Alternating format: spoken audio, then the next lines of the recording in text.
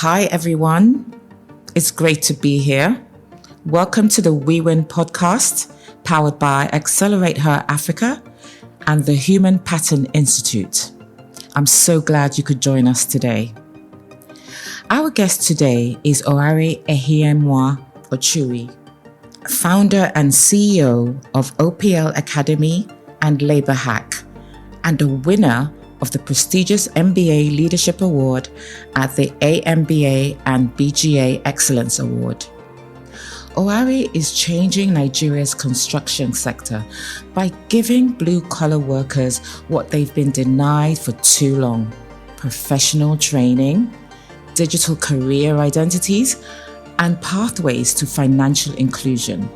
From leading external relations at African Capital Alliance to building technology that breaks down barriers for everyday workers, Oare is proof that real impact happens when innovation meets inclusion. I'd like you to join me in welcoming Oare. Oare, welcome to the We Win podcast. It's such a great pleasure to have you here with us today.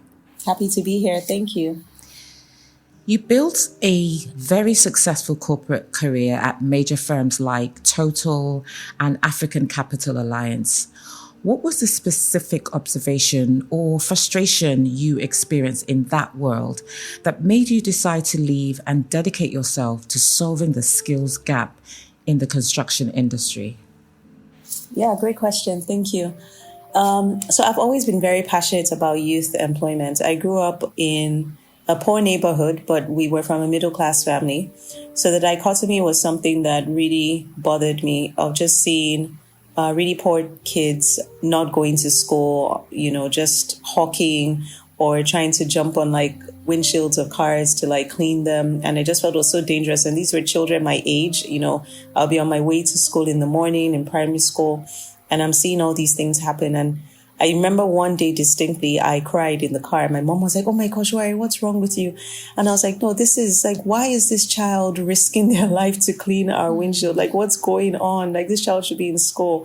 So I was the child that would go to school and come back without shoes. And my mom would be like, "What happened to your shoes?" And I'll be like, "Oh, there was this girl. She has no mother, no father." So I gave her my pair of shoes. So I've always been that way. I've always been very, very frustrated by young talent going to waste. I was privileged to go to a Jesuit secondary school where we had a service program. And so from JSS 1, we would go to the village and get village kids and bring them back to school and teach them math and English. And for me, that was truly transformative, because I realized then in my formative years that, there's a lot of wrong in the world, but I can actually play a part in correcting that wrong. And so for me, just growing up, going through school and then joining, like you said, Total and African Capital Alliance, I started to see how, first of all, how skills and talents can be used to make a difference. In Total, I was able to work in human resources and just help guide young people along their career paths. And then in African Capital Alliance, which is a private equity firm, I realized that capital can be used for good, right? I saw large scale projects that, were only made possible through the influx of like capital. And I was also able to see how people were disciplined with money, and they were basically serving as fiduciaries of other people's money to bring about transformative change. And so at a point, I decided that I wanted to actually go out and start a project of my own. I was privileged in African Capital Alliance to lead the foundation, the African Capital Alliance Foundation, and we're dispersing capital every year to NGOs. And I also got a chance to help these NGOs think through strategy and operations. And at a point I said, I want to start an NGO of my own. So so I left and started OPL Academy. Wow. Your inner core has always been about helping people, even as a child. And so there's no wonder that you had to leave that corporate sector and move into something more impactful. You've said the construction workforce is aging and there's a huge housing deficit. No surprise there. But you didn't see a problem. You saw an opportunity. Why did you believe that this unglamorous sector was the one that held so much potential for young people? I mean, this aging population situation is very real. In Nigeria, most of the really seasoned construction workers are much older. They're like a generation ago. And there's a big gap between them and younger people who find the space to be fairly unglamorous, as you've said. It's usually seen as a last resort. So I couldn't get into a university, so I'm going to go to a technical college.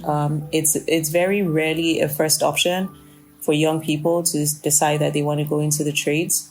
And so I think for me, it was just realizing that with all the problems in the construction industry, especially in the building construction industry, talking about building collapses, talking about, just constant complaints about the quality of work done by artisans. But at the same time, seeing that the construction industry is actually one of the largest employers of labor. And even as our population continues to grow and expand, there's going to be an increasing demand for infrastructure, right? There's going to be an increasing strain on existing infrastructure, whether housing infrastructure, road infrastructure, whatever the case may be. So we really need to be grooming young people to be able to handle this. But unfortunately, these tradesmen, these construction workers who really are the backbone of any economy are often underserved. They're unrecognized. They're never treated with the sort of value that white-collar professionals are when it comes to training, when it comes to equipping them with skill sets, when it comes to access to opportunities. And so for me, it was a space that really intrigued me and one that I wanted to play a role in shedding some light into, and also just trying to help impact young people and get them into successful careers within the trades. Yeah. So what I'm hearing is we have a housing deficit and we need a construction workforce to address that problem. But unfortunately, those people are being underserved and marginalized, and then the problem remains. Yeah. Okay, so your first solution wasn't a tech app, but OPL Academy, which focuses on a professional ethics program. Why did you decide to start with mindset and soft skills rather than just the technical hard skills? No, that's a great question. So when I first started out, I was looking for data, which I couldn't find. I was trying to understand, okay, so what are the numbers of, skilled workers in Nigeria or across Africa in the construction space? It was data that was very difficult to come by. And it's largely because there's still a lot of work we need to do around regulation and certification to really be able to define someone as a trained tradesperson And so for me, I decided to go the route of qualitative research since I couldn't find a lot of quantitative research to go by. So I ended up interviewing about 10 CEOs of construction companies to just try and understand the issues that they faced in the space with regards to talent, what frustrations they had with young construction workers being able to hit the ground running on construction sites. And strangely enough, a lot of the feedback that I got leaned more towards attitude on the job. Consistently, I heard, well, we know that the education system is broken. We know that we're not going to get, a trade worker that's trained at the same level as someone in Europe. But if we could just get someone with the right mindset to work, then we could train them, we could upskill them, get them to the level that they need to be, and we could invest in them so that they can grow within the organization and contribute for the long term. But these people, they don't follow instructions. They have a one-track mind to work. They're unethical. Right. So these were, softer issues. And so we decided to build a curriculum around that instead and use that as a pathway to guide us into this issue around upskilling talent within the trade sector. I really like what you're doing because you are ensuring that they have the psychological fit to the opportunities that OPL Academy will present to them at the end of their journey. In a PwC interview, you mentioned the assumption that blue-collar workers wouldn't have smartphones, but you discovered that 90 to 95% of your trainees did. How did that single on-the-ground discovery shape your entire tech strategy and lead to the creation of LaborHack? Yeah, so I think it all boils down to segmentation. So I should probably state that the work that OPL Academy does is to partner with public schools where we run like a job readiness program for final year students studying construction trades. Right. And so most of these workers, either directly or through their mother or father, have access to a smartphone or a smart device, which they can use to communicate, get on WhatsApp, do a bit of research and all that. And so it was through our trainings that we discovered this, especially because we needed to be able to organize our community, and we're trying to do this through WhatsApp groups. So it would probably be one or two people that would then say, oh, sorry, I don't have a smartphone that can connect to the WhatsApp community. Most people could.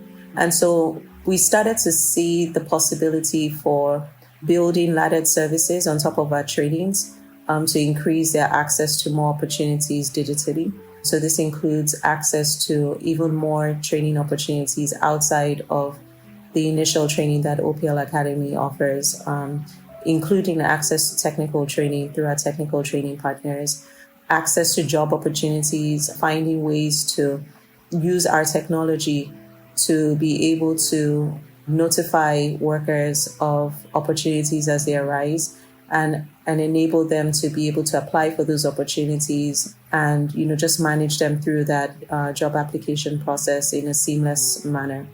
Lastly, of course, being able to link them to finance, loans, tools, and the likes. So technology just opens up a whole new world to these people who traditionally have been kept in local spaces, for lack of a better word. So typically, if you've schooled in Ikorodu on the outskirts of Lagos, the only opportunities available to you would be opportunities around Ikorodu, because, your local community knows that you're a plumber and that you can, fix things, so they will call you. But then nobody on Victoria Island or elsewhere knows that you exist. But yeah, through technology now and through this access, we're able to notify them, oh, there's a job on the island, are you interested? And they can actually, take on those roles. So it increases mobility and access, not just to trainings, but also to jobs and other benefits as well. Yeah, it's a good one. Technology does help open doors to opportunities for people, and for it to be available to blue-collar workers, that's an added bonus. With LaborHack, you partnered with international bodies from the UK and the US to certify local workers. This is a brilliant strategy move to build trust. Why was it so important for you to bring in global standards rather than just creating our own OPL certificate, for instance? Yeah, again, it goes back to the idea of just opening up opportunities for these workers. There's already a gold standard out there that's been built. There's no need to reinvent the wheel. Nigerians and Nigerian businesses, particularly those that existed in the 60s or 70s, would recall when the UK City and Guilds had a strong presence in the country. And the UK City and Guilds is a certification body that certifies construction workers. So they certify electricians, plumbers, masons, carpenters, and the likes. Once you get a UK City and Guild certificate, you are more or less sure that the worker can do the work that they've been called to do. And certifications such as the UK City and Guild continue to exist till this day. And so for us, it was important that we give them access to a certificate that would give them respect at home, but also would open up doors for them abroad if necessary. So we strongly believe that just the same way an engineer, a doctor, a lawyer can find opportunities globally, there's no reason why skilled workers cannot find opportunities globally as well, and why that should not be the case. And so we wanted to open up more doors to them, and we felt that by linking them with global certifications, we'll be able to achieve that.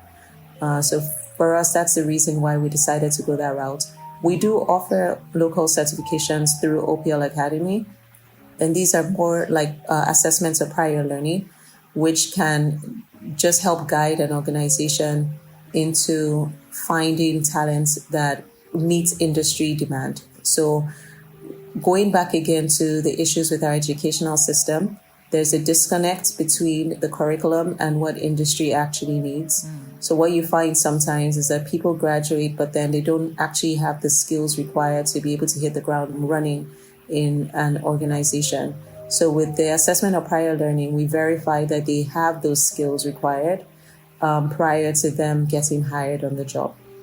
So OPL Academy offers those certifications as well locally. Right.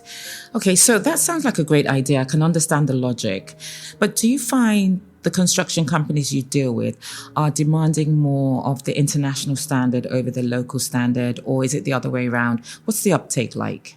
So interestingly, it's a mixed bag because oftentimes the people who are certified come at a premium rate. Right. And it boils down to the construction company's budget, appetite for quality work. You'll be surprised that for some companies, the quality of the workmen is not as important. And so, some companies are willing to compromise on the quality of workmen in order to be able to retain higher revenues. So basically, I would say that our model has also helped us figure out companies who place a premium on quality, right? And those are our main clientele. And so they are willing to pay a premium for workers who have global certifications or have assessments of prior learning. Other times, it also just serves as a way of being transparent about the skill levels of the workers that we have so that the companies can just make an informed decision based on their own internal processes or budgets or whatever to be able to hire the talent that best fits into their needs at the time. Right. So that's how we've used the certifications to place people in jobs. Right. Okay.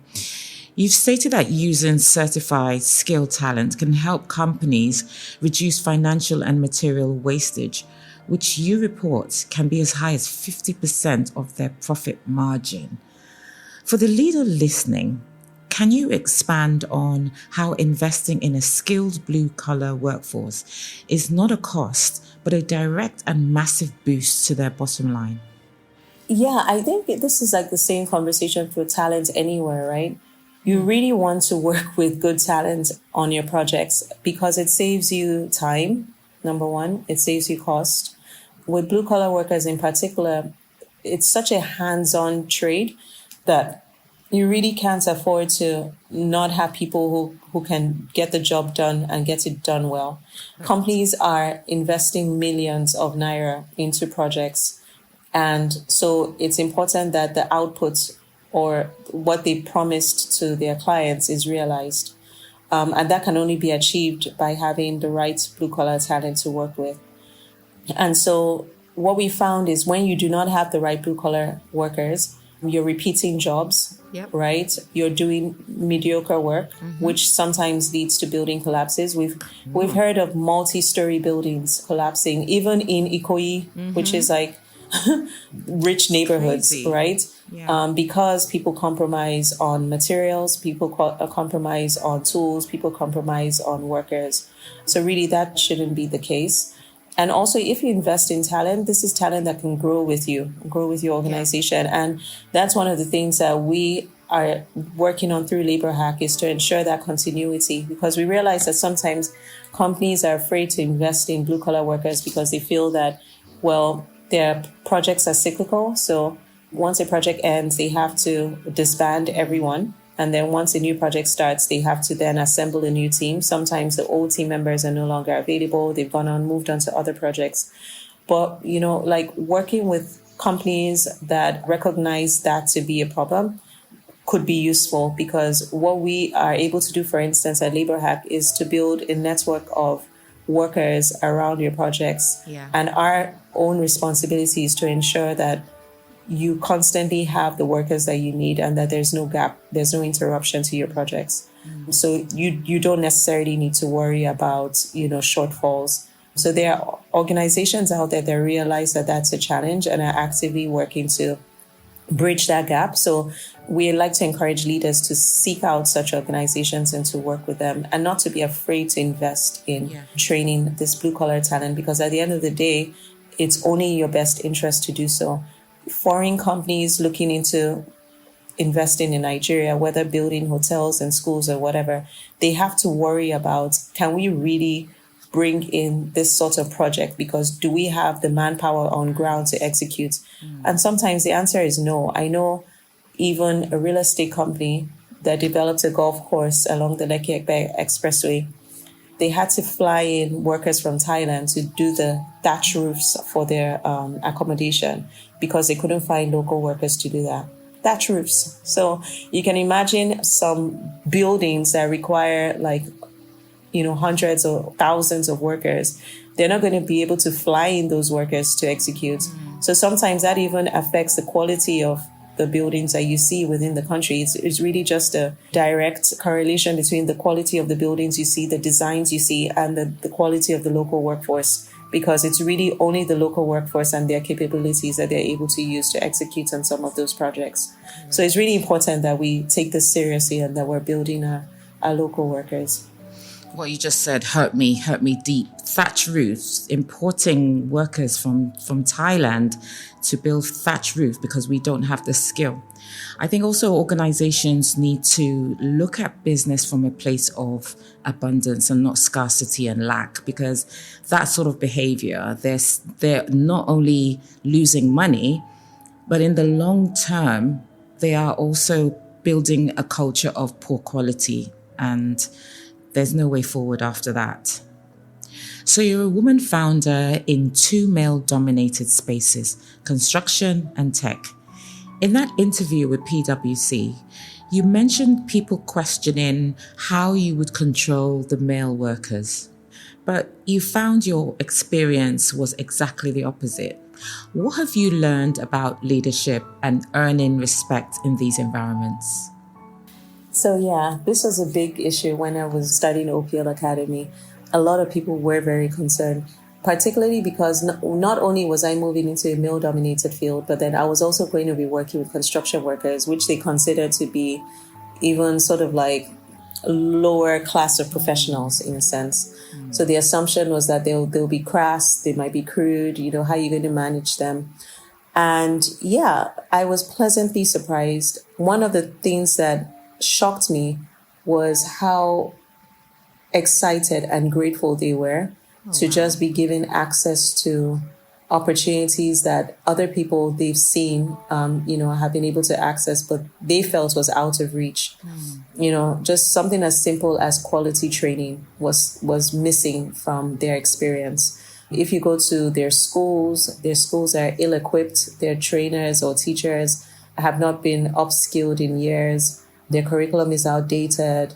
So that's what they're used to. And the next thing, you're bringing in professionals who speak well, who use a projector and a screen, who give examples and play games with you to drive learning, who do case studies. And, it was just mind-blowing to a number of them. And it immediately also lifted or boosted their confidence, because now they felt, so we're worth this level of education or training as well. This sort of professional can come here and speak to me and teach me. I'm worth that. So there was a mindset shift that we didn't really anticipate. But other than that, our training is geared towards rewarding good behavior. So we actually reward for the behavior we expect these professionals to execute on the field. So we reward for things like punctuality, reward for things like, leadership, being open in class, willingness to learn new things. And it's all merit-based. So we like to tell them before we leave or close our trainings that, listen, it's Excel that's going to determine who, gets prizes at the end of the day, because we have a point system and we use that grading system to determine who the top candidates are. So it's not because I like you or because, you got along with this trainer that you're going to get this opportunity. Again, that's something that's very new to them. They're used to a system that works based on who you know. And for many of them, because they come from the lower class in society, they often feel like, those opportunities are out of reach, or that other people would bypass them or step on them and get those opportunities. So all of a sudden, someone in Ikotun who's never been able to, come to the island or to own a toolkit or whatever, now has those things. And it's not because they knew the trainers or they knew anyone. It's just because they did well and they were rewarded for doing well. And so it's because of the quality of our training and also the experience that they have that referrals remain one of our biggest sources or channels for getting new trainees into our programs. So these people are very excited to tell their schoolmates, oh, we did this program, you should try it out, and it gives us a lot of joy to be able to hear their testimonials and to see that happening. You're building a system of not only gratitude, but also of fairness, inclusivity. So you have your point-based system, which doesn't show any favoritism. Okay. As a Techstars alum and the CEO of a tech company, what is your perspective on robotics and automation? You've mentioned 3D printers for homes. Do you see these as a threat to your mission or as another tool to be integrated? I think the world is moving forward and it's either we catch up or we don't. And I feel like there are a couple of levels that we've probably missed already, unfortunately, as a country. So, of course, there was the whole industrialization. When you think about the Asian tigers and how they were able to build their economies and how Africa was probably started out at the same level with them. But, they've gone grown by leaps and bounds. And we're still, grappling with basic infrastructure at home. And now with the advent of AI, it's just like, wow, the world is moving so quickly. And where are we in all of this? So I don't really consider it a threat. I think that we're just becoming more efficient as a society. We're just becoming more efficient in how we do things. But unfortunately, we need to catch up and we need to catch up quickly. Otherwise, we're going to be left behind. And I actually am a proponent for creating almost like a global talent competitiveness index or something. It's like, I feel like as we try and figure out who we are, what our workforce should be, and what role we should play, we shouldn't be comparing ourselves with domestic standards anymore. First of all, we've not even been able to do that. But just because of how quickly the world is moving, we need to anchor our goals and our objectives on global standards at this point for us to be able to catch up. And going back to the whole thing about the aging population, there's an aging population in Europe, there's an aging population in America, and there's nobody to fill those gaps. Whereas in Africa, you have a growing young population. So the supply is on this side of the world, but they lack the knowledge of the technology. So we need to bridge that gap and we need to supply the world, essentially. As AI continues to grow, they're going to need AI data centers, they're going to need warehouse infrastructure, they're going to need robotics facilities, and those need to be built by skilled workers. The very same skilled workers that we've looked down on are about to become, some of the most successful types of professionals in the world. I think it was BlackRock's CEO that said that over the next 10 years, America is going to need 100,000 electricians, just for the data centers that need to be built to support AI. So there's a huge opportunity. I actually foresee possibly a situation where people start to voluntarily choose the trades because it's so lucrative. And so I do believe that it's not a threat. I just believe that there's a growing opportunity for these people who've, traditionally been overlooked to now shine. And we just need to recognize that opportunity and help them to succeed. I like that mindset because it is the way forward. We need to embrace technology. But not only that, we are at the advantage. We have the younger population. So it's about skilling up to address the needs of the future. Okay. So in that same PwC interview, you said something so powerful about change in Nigeria, that it's about creating your own oasis of sanity. How do you personally apply that philosophy to your work and life to avoid burnout while tackling such a massive systemic problem? That's a deep question. That's a great question. So I like to tell my team, it all begins with your why.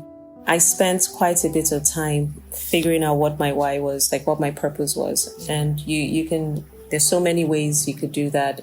If you're spiritually inclined, you can do that through prayer. If you can meditate, you can reflect, whatever. But just, it's important to figure out, and some great ways to figure out your why.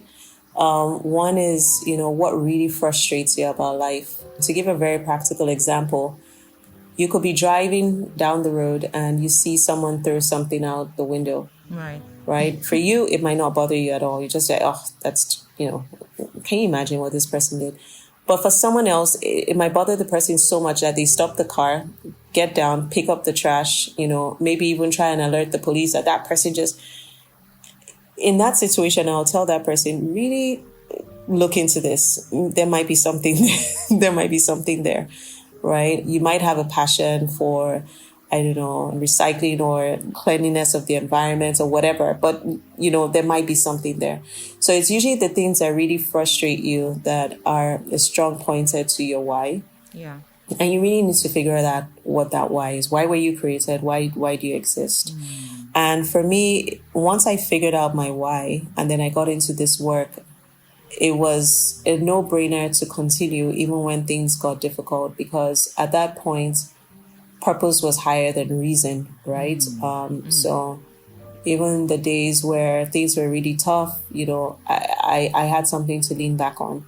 I also had a community to also anchor on, particularly when there were days I felt completely burnt out or couldn't even remember why I was doing what I was doing. I had other people to remind me and to, cheer me on. And so it's important to also, if possible, build a community around your work. Yeah. And as I've grown, I started this work single.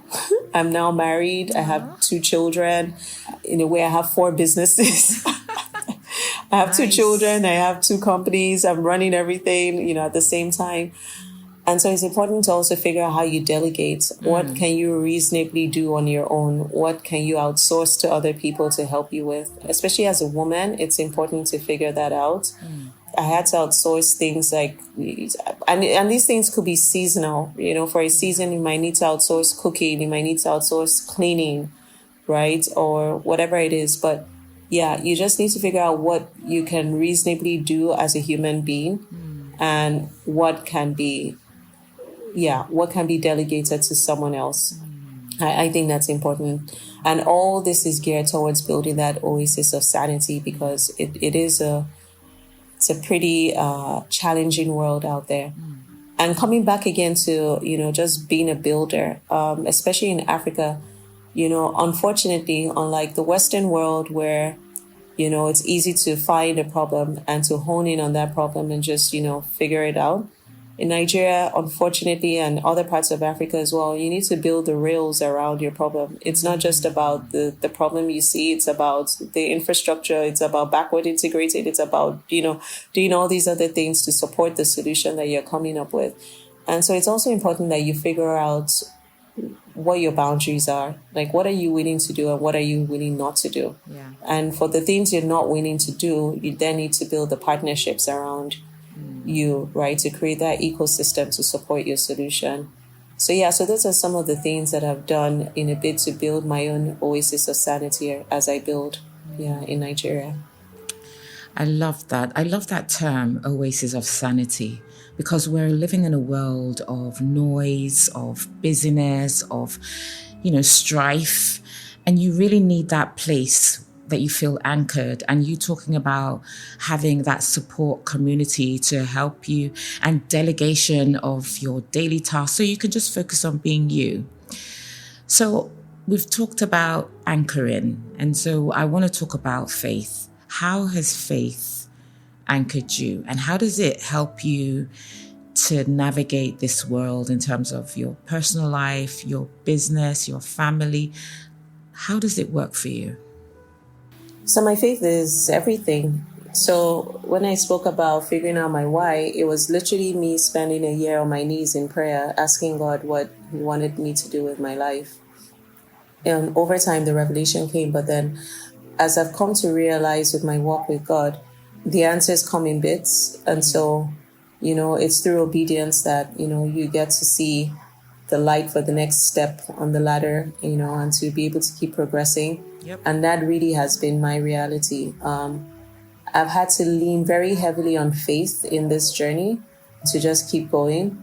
And it's really just remembering his promises, what he's told me about my life and about the work that he's called me to do, and just holding on to that even when things get extremely difficult or it looks like there's no way forward.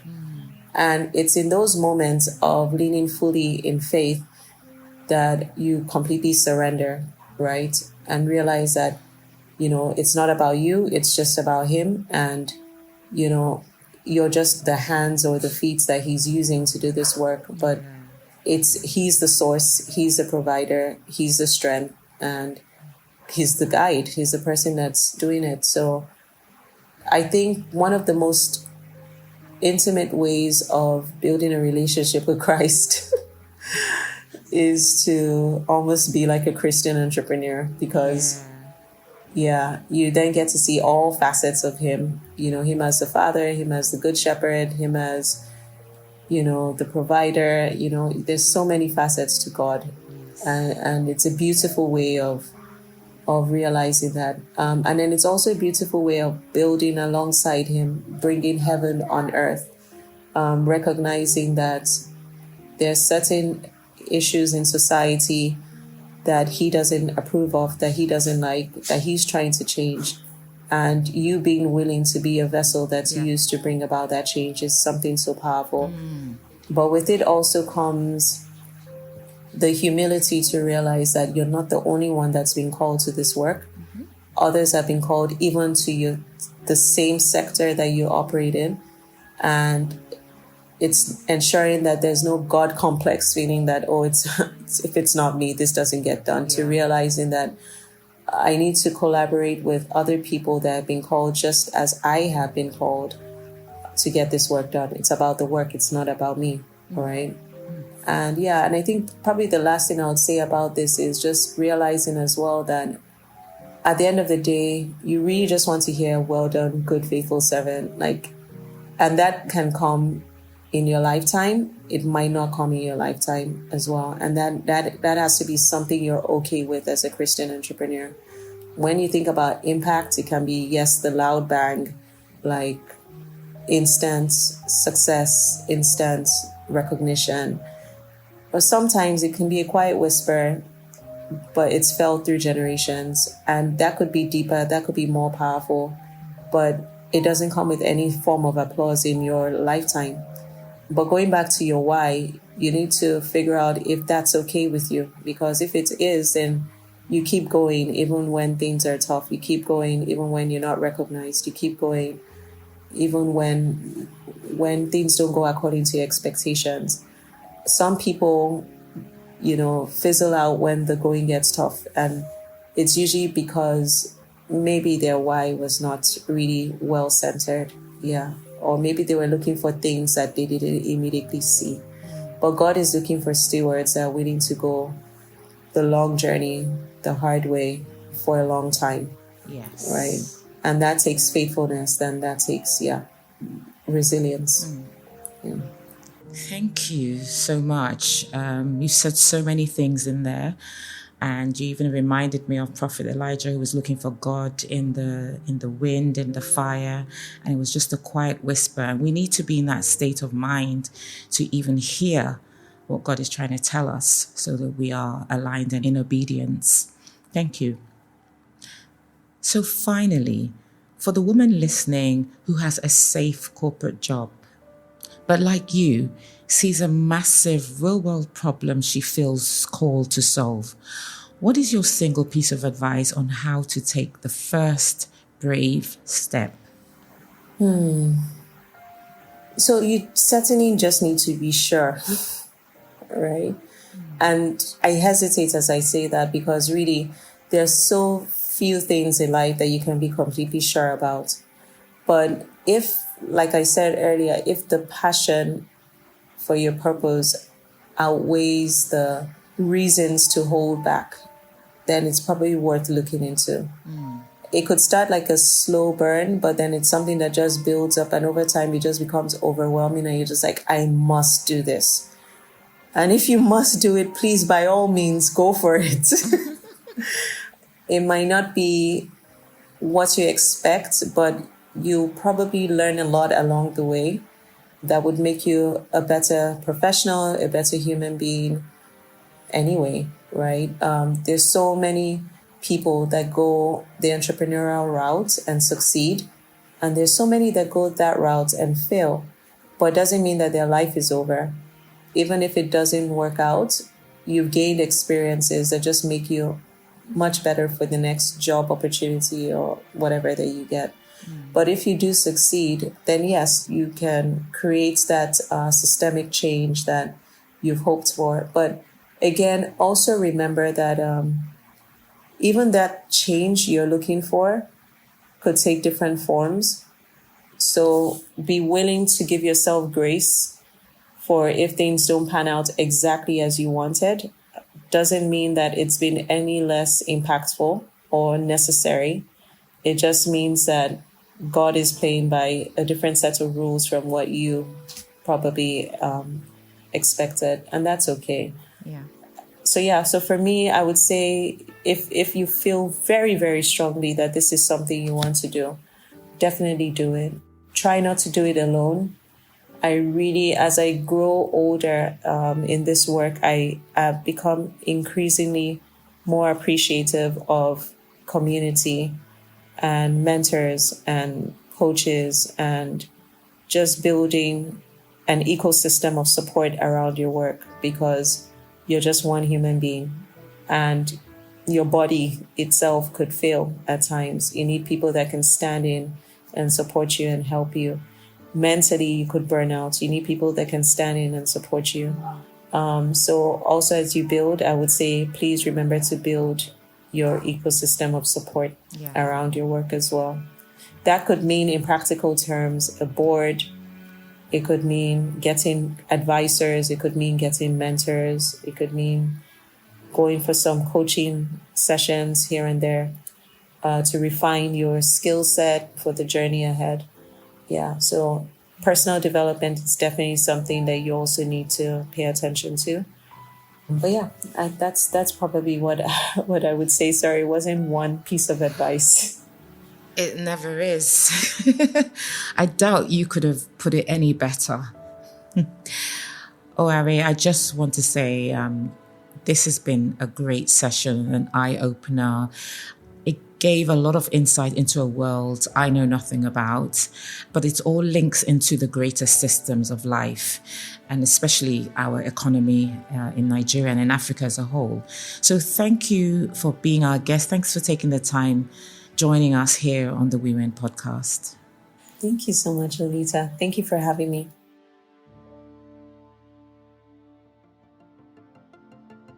Well, I hope you all enjoyed that session with Oare. I found it extremely informative. And Oare is an example of a faith-based entrepreneur who's driven by purpose. And how wonderful is it that purpose and economy can come together? She's building an ecosystem of people who are undermined, underserved, but can solve a major problem in our country today, the housing deficit. So when you see a construction worker, perhaps you should refer him to the OPL Academy, where he can learn how to build things the right way through formal training and be part of an ecosystem that is driving quality. I'd like to say a huge thank you to all of you for joining us today on the We Win podcast. Have an awesome, rewarding day. Goodbye.